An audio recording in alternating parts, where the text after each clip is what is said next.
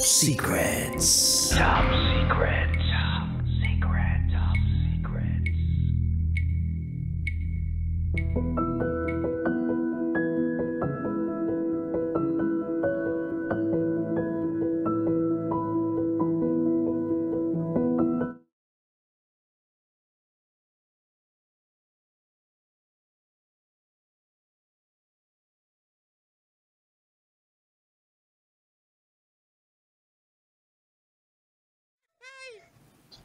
Actually, seminarista pa ako.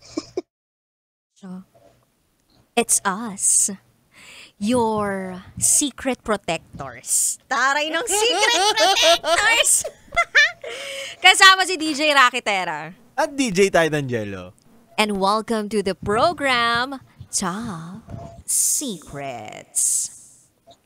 Kung saan pwede kayong makapagbahagi ng inyong pinakatatagong sikreto. Ito po ang programang hindi kahuhusgahan. Bagkos ikay pakikinggan, Ang programa sa radyo na nagpo-promote ng we listen and we don't judge. Culture.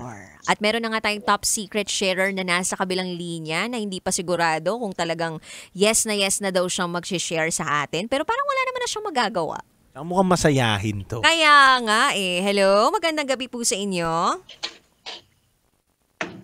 Hello, good evening. Good evening, ma'am. Ayun, ano pong pwede namin itawag sa inyo? Ano po? Wait lang. Mag-isip muna ako ng name. Wait lang. Gano'ng katagal, sir?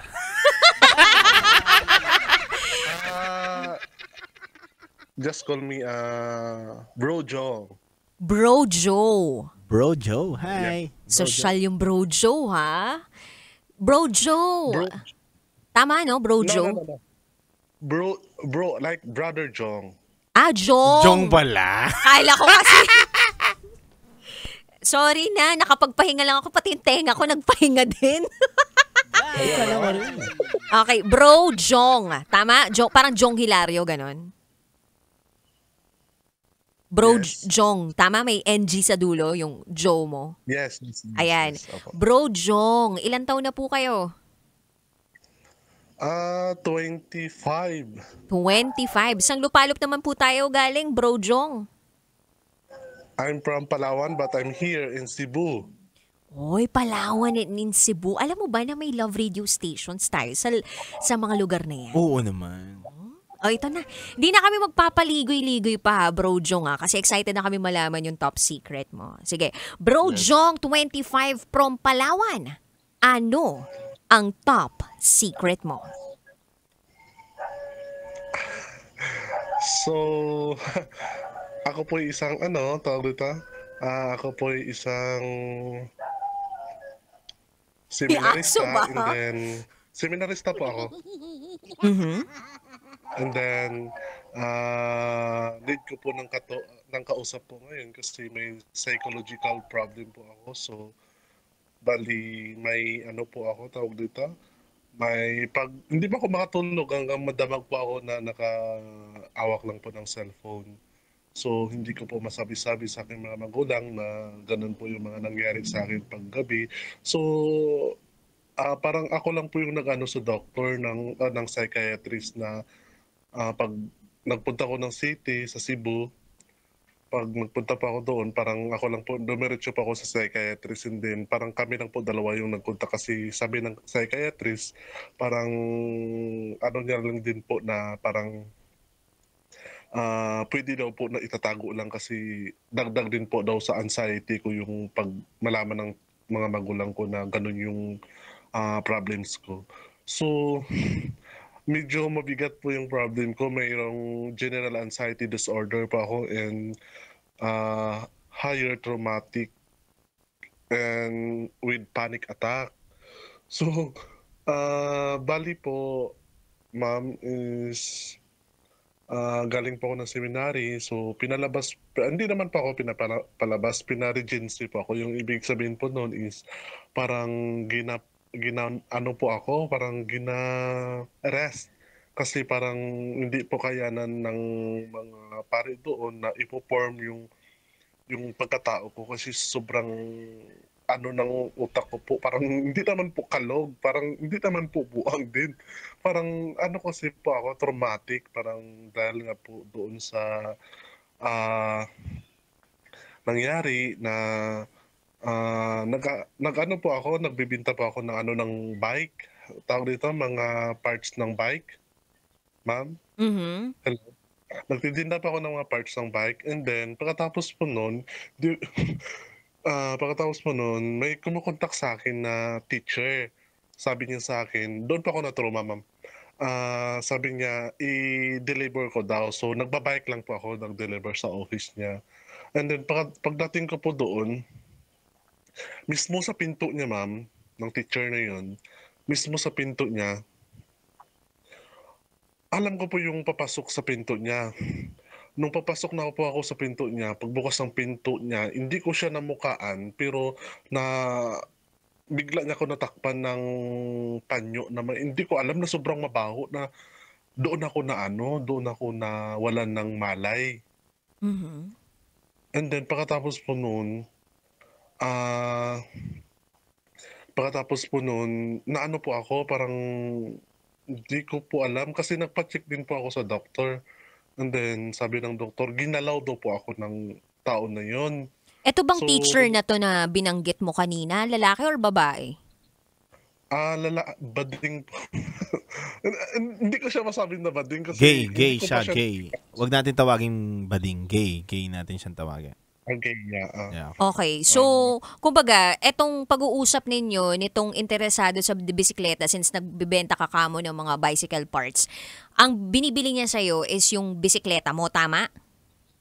No. May binibenta akong parts lang ng Parts bike. May lang. binibili siya ng parts lang ng bike, yeah. Okay, So, sabi so niya, hinatid mo dun sa Hindi ko- bahay? sa office po. Sa office, okay. Office o bahay?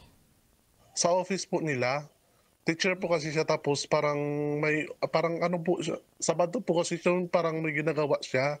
Pero mag-isa lang siya doon sa office. And then pagkatapos noon, po sa office po kasi alam ko po yung ano niya, yung tawag dito, yung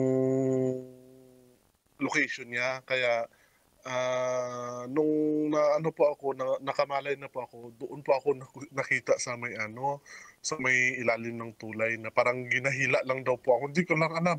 Bro Parang Jong, ginahila ako. Bro And Jong, then, Bro po? Jong, makat lang kita. Lilinawin ko lang ha. Kasi sabi mo kanina, nagdi-deliver ka at ang business mo is yung mga parts ng bike. Tama ba ako? yes po. Okay. So, ito, nakapag-deliver ka doon sa bahay ni teacher. Tama ba ako? Yes po. Okay. So, yung tinapunan ka nung panyo na mabaho at nawalan ka na malay, di ba nangyari ito doon sa bahay ng teacher? Sa bahay po, opo. Okay. Pero ano yung sa opisina? Kwentuhan mo naman kami. Ano yung nangyari doon? Yung sa opisina po, bali, pangatlo po yun na ano, yung panguna po yun. Wait lang. Pauna yung ano, una po yung nasa bahay, pangalawa po yun yung sa ano, sa office. So, nung pumunta po ako doon sa bahay niya muna, tapos doon ako inanuan ng ano, ng tawag dito, ng panyo. And then pag ano po, parang hindi ko po alam na parang dinala niya po ako sa office, hindi ko po alam. Sinawawalan po talaga ako ng malay. And then pagdating ko po doon sa office, may nakita lang ako na wala akong sa sarili, wala akong sa pag-iisip, ganun. Mhm. And So, then so, pagkatapos so, so meaning, hindi yun yung, kumbaga, hindi naman yun yung unang beses na nagkita kayo nito ni teacher dun sa opisina. Kumbaga, parang na-realize mo na lang na biglang, tama ba? Pang ilang beses yun ang pagkikita yun? Hindi po, bali isang beses lang po kami Kumbaga nagkita. nadala ka lang bigla sa opisina Dinala ko sa opisina. Bali, nang hindi una mo po, namamalayan. Opo, na hindi ko namamalayan kasi yun nga po, natumba po ako doon sa may harap ng pinto na yon ng bahay niya. Doon ko namalayan na may bumubukas ng pinto. Pagkatapos noon, hindi na ako nakamalay kasi naramdaman ko lang na may tumatakip sa mukha ko. Kaya hindi ko namukaan yung tao. Pagkatapos po noon, nakamalay po ako pero wala ako sa sarili ko. Dinala niya po ako doon sa office niya. Then pagkatapos po nun, parang kasi yung bahay nila is hindi ko lang sure kung may kasama siya or ano. Kaya doon niya ako dinala sa office niya. And then pagkatapos po nun, nung doon na po ako sa office niya, yun, parang yun po ata yung ginawa niya sa akin. And then nakita na lang po ako ng pulis or may nakakita sa akin na doon ako nakaano sa tulay. Tapos hubad na hubad po ako, ma'am, wala akong damit. Wala po ako lahat. Ano na pa ako nun, ma'am? 17 years old. Mhm. Mm. 17 years old na po ako, and then yun po. And then ginapacheck po ako ng magulang ko sa doktor kung naano daw po, parang nagalaw ako or ano nangyari. So sabi ng doktor is nagalaw daw ako. And then yung yung police kasi po yung papa ko po. Siya po kasi yung nag-ano talaga. Yung siya po talaga nag-ano sa teacher na yun. And then doon ako mismo naragdagan yung trauma ko. What do you mean, Bro Jong, what do you mean by siya mismo yung umano dun sa teacher na yun? Like, ano ba, sinumbong mo ba siya sa magulang mo? Or anong ginawa mo right after mangyari lahat sa'yo Ano po yun? kasi, ma'am, kasi yung ano po namin, yung dito sa Cebu po, yung tawag dito, yung munisipyo po namin, hindi ko na lang po banggitin yung ano, basta malapit po sa Talisay City at saka Naga City. So, ang ano po namin, ma'am, ang ano ko po is na ano po ko nabablock po. Sorry. So, ano ko doon po, ma'am, is yung papa ko mismo, yun yung naka ano sa ano na yun, teacher na yun kasi nasa office siya ng police sa oras na yun, and then may naka-duty na police doon sa barangay na yun, parang doon na ata ako doon ata tinawagan, and then naano nila na ay ano pala to, parang ano daw po, parang anak ito ni ano ni kasi yung papa ko po is parang ano po, yung papa ko po is kasi ano po tawag dito. May posisyon siya Ah, dun sa mismong lugar opo. na yon. Okay, sa stasyon na yon. O tapos, nung nakarating ba sa papa mo yung balita na ikaw ay nagalaw, na ospital? Wala pa po. Bali, tinawagan po nila agad sa office, pero nandoon yung papa ko. Tinawagan nila sa office, and then pagtawag sa office, siya mismo yung pumupunta daw doon sa ano, sa may tulay. Pinangyarihan. So it Oo. means si Tapos daddy mo ang humawak ng case mo. Tama ba ako? yes. Okay. Hanggang ngayon Okay. kasi po. And then pagkatapos po noon, ano po, ma'am, parang nadagdagan yung trauma ko kasi nung nagising po ako, hindi pa ako nagising na dinala ni Papa, nagising po ako sa police station na. And then, pagtapos sa police station, diretso ako agad sa medical kung chinecheck po talaga kasi underage nga po ako. And then pagkatapos po noon, naano yung Paano? result, nakita agad yung result. And then pagtapos noon, ginaano yung ano talaga, hindi mo na siya ginaano ni Papa kasi sabi niya baka may ibang gumawa.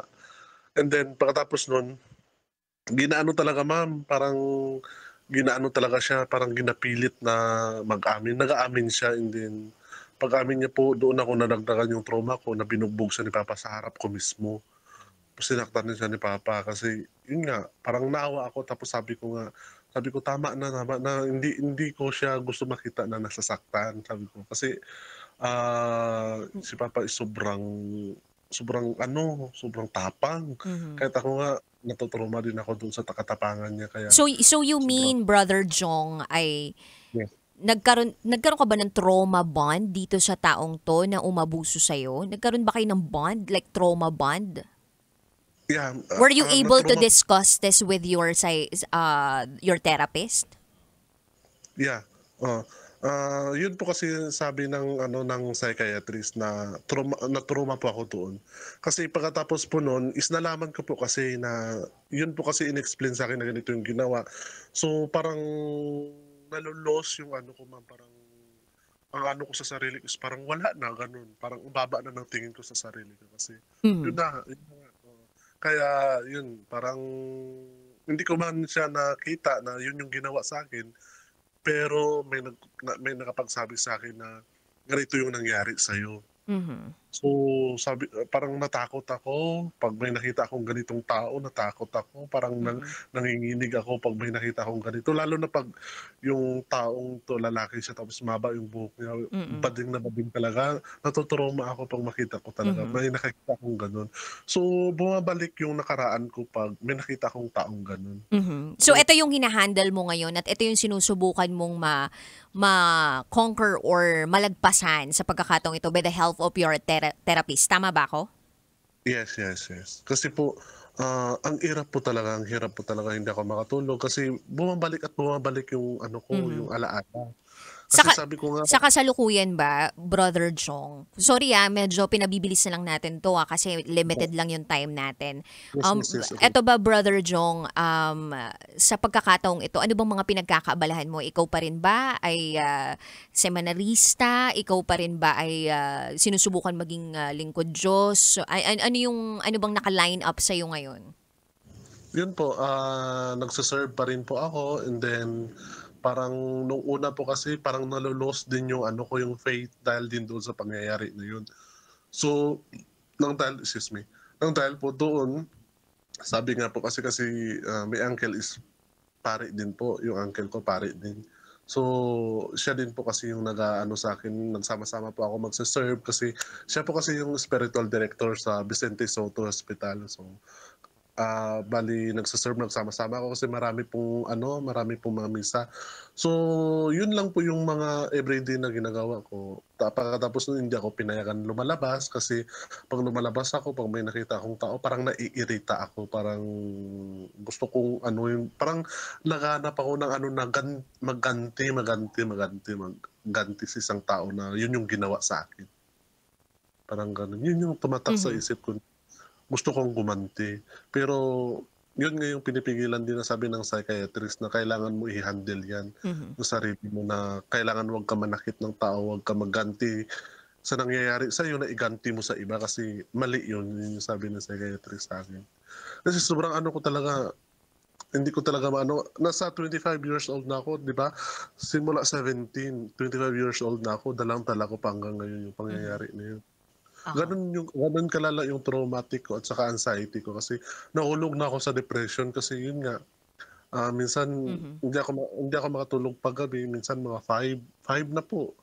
5 ng madaling araw, pinipilit ko yung sarili ko matulog. Minsan nag-iinom ako ng cetirizine para pangkalma. Pero yung gamot to yun, ma'am, po talaga, parang baliwala. Pag yung isip ko talaga is nag-boom.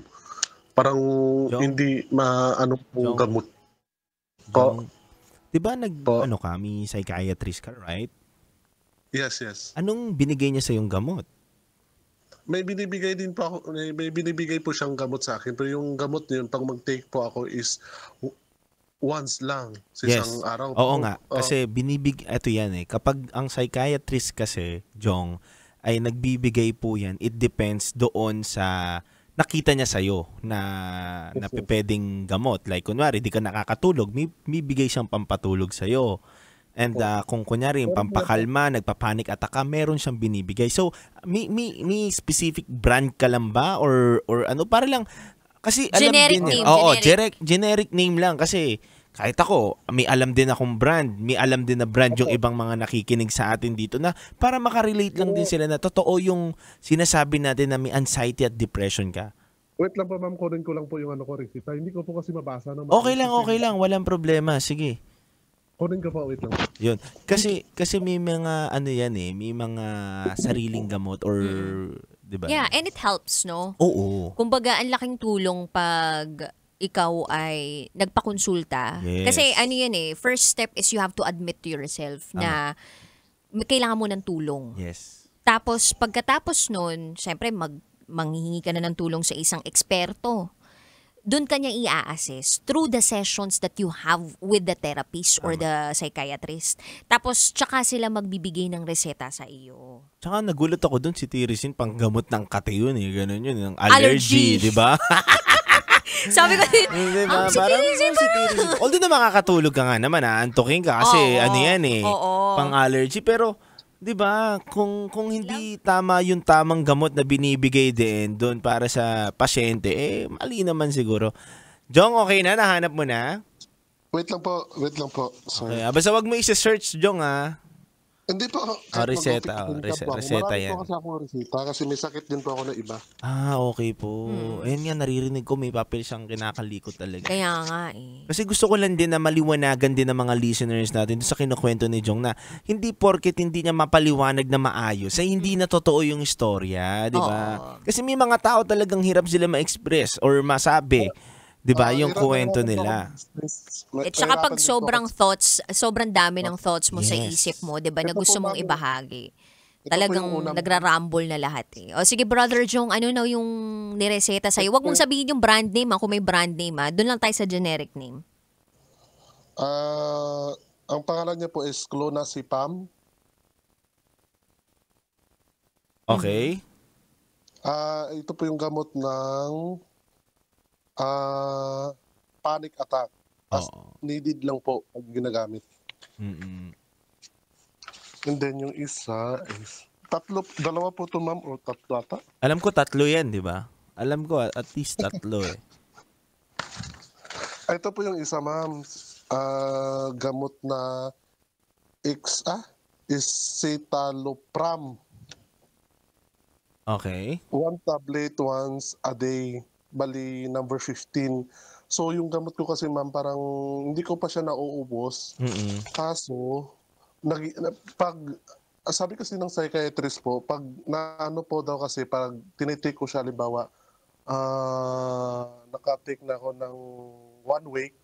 So, pag natake ko na siya ng number 15, dapat, kasi hindi ko minsan nauubos, parang hindi ko siya nauubos, pero parang need na ng katawan ko na number na ulit, na ibang number na, parang ganun. Kaya hindi na effect sa akin. Yung dose. Ay, oo. Okay. Salamat sa pagbibigay mo sa amin ng ideya tungkol sa mga katulad mo, 'di ba, na nagdadaan sa ganito klaseng kabigat na kondisyon. And we appreciate your bravery to share this story kasi hindi lahat kayang makapagbahagi ng ganitong klaseng Yes po. ng sikreto. Yeah, and we understand, 'di ba, na mahirap talagang makapagbahagi ng ganitong klaseng parte ng buhay mo, especially if you've been through this kind of situation at dala-dala mo to for the past 8 years of your life. Diba? At hindi biro tong sakit na to. Totoo. And yung trauma, 'di ba, from that person who made you be like this. May isa pa pala, ma'am. Ay, may isa pa. Ano to? Abot yata tayo ng mga hanggang bukas. Sorry. Hindi, okay lang. Hindi ko kasi maano yung ng doktor, ma'am, mabasa. Yung parang pinapakita mo lang basta-basta sa kumbaga bahala na yung mga med rep doon sa mismong drugstore kung ano yung mismong May gamot kasi ako, ma'am, ng approved ng PDEA. Kasi yung gamot ko na isa is parang nagla-drugs po ako noon. Parang kahit hindi ko sana gusto matulog, parang hindi ko gusto matulog kahit yung mata ko is namumula na, pinipilit ko na magising, pero yun talaga is i-bar down niya yung katawan mo na matulog ka. Saka para kang robot, 'di ba? Para kang robot. Oo, parang ganun po. Ang ano ko nga po is parang naglalakad ako na hindi nakatapak yung paa ko minsan. Oo, ganun yan. Parang ganun po. Yeah, ganun. Okay. So, Brother Jong, ganito na lang, since nakapagbahagi ka na ng nangyari sa'yo, no? Ano na lang mensahe mo dun sa sarili mo? Kasi wag na tayo magbigay ng mensahe dun sa nakapagbigay ng trauma sa'yo. Bibigyan ka namin ng pagkakataon para makapagbigay ng mensahe sa sarili mo na pwede mong balik-balikan 1 year from now, 2 months from now. So, kausapin mo sarili mo, ano yung pinaka-pwede mong maibigay na mensahe sa kanya ngayon? Kung proud ka sa kanya, sabi mo sa kanya proud ka sa kanya. Kung nalulungkot ka sa nangyari sa kanya, sabi mo nalulungkot ka. So, we will give you 1 minute to do it. Okay? Go ahead. So, yun nga po. Opo. Yun nga po, yung maipapayo ko lang sa sarili ko is wala ko ibang kakapitan po ngayon kundi ang Lord po talaga, si God po talaga. So, kasi walang imposible po ang lahat. Hirap yun. Kasi kahit ano man ano ng doktor, ano man ano ng psychiatrist, ano mang gamot na pinakamabisang gamot, First hand. kung hindi talaga ano ng Diyos, wala din talaga magagawa yung mga gamot na yan. So, ang pinangkakapitan ko po talaga ay yung Diyos talaga as isang seminarista rin po. So, as a seminarian, ang guide ko lang po talaga everyday is dasal. Yun po yung mabisang gamot ko everyday. Kaya inano ko sa sarili ko na sabi ko, tulungan mo sarili mo. Yun yung ano ko sa sarili ko, kinakausap ko sa sarili ko na tulungan mo sarili mo kasi walang ibang nakakaintindi sa'yo kundi ikaw lang. Kasi kahit sino, kahit mama ko, hindi nakakaintindi sa akin kung anong sakit ba ito. So, ang nakakaintindi lang talaga at makakapayo sa sarili ko, ako. Ako lang din yung makakaalam na ito yung nangyayari sa akin, ito yung dapat kong gawin kasi ito yung ano ko nararamdaman ko ngayon kasi kahit mga magulang ko hindi ito maiintindihan. Mahirap ito intindihin. Yun lang po. Brother Jong, salamat sa pagbahagi ng iyong top secret and thank you sa pagbibigay Yes, din of ng course. inspirasyon dun sa mga kabisyo natin ngayon na parang tulad din ng pinagdaraanan mo, 'di ba, na napakabigat, merong ganyang klaseng pinagdadaanan pero pinipili pa ring lumaban sa buhay, 'di ba? Yes. Natulungan yung sarili and good for you, no? You were able to really help yourself by means of acknowledging na meron kang dapat ayusin and seeking help dun sa mga eksperto na nasa paligid. Hindi yung self-diagnose ka lang. Tama. Additional lang Yes. din, Brother Yes. Jong, bukod dun sa gamot mo, syempre ilapit mo pa rin yung sarili mo kay Lord, 'di ba? Bukod naman sa Yes po, gamot, yes. 'di ba? Si Lord pa rin ang isa sa mga makakatulong sa atin para mas tumibay, lumakas tayo. Yes, definitely. Ayan. Brother Jong, may gusto ka pa bang idagdag o gusto mo na ring subukang matulog ngayong gabing ito? Hindi pa rin po, nakikinig po ako palagi sa iyo, ma'am. Kaya yun po yung minsan, yun po yung nagpapatulog sa akin kasi pag once na may pumapayo or may narinig ako na boses ng isang tao na, lalo na sa iyo yung boses mo, ma'am, na medyo nakakaano ng isip, nakakakalma ng isip kasi yun yung ano niya, yung vocal niya, yung sound niya parang nakakakalma ng isip ko na makakatulog po. Iba na po yun, ma'am. Nasa langit ka na. Kaya nga po, ma'am, yun. Yun palagi ko, kahit naka-open lang yung TikTok ko, parang yun lang yung bilang parang yun yung music ko na makakalma sa akin pag tulog. Kaya palagi ko to ino-on. Salamat no. At kami yung kasangga mo sa laban mo. At huwag kang mag-alala. No, patuloy kang magbibigay ng kasiyahan sa inyo at magiging bukas ang programang ito para makapagbigay, 'di ba, ng pagkakataon sa mga kabisyo natin para makapagbahagi ng kanilang deepest, darkest secret. Ayan. Thank you, Brother Jong. Ingat ka palagi pagdarasal ka namin. Thank you, Jong. Ito.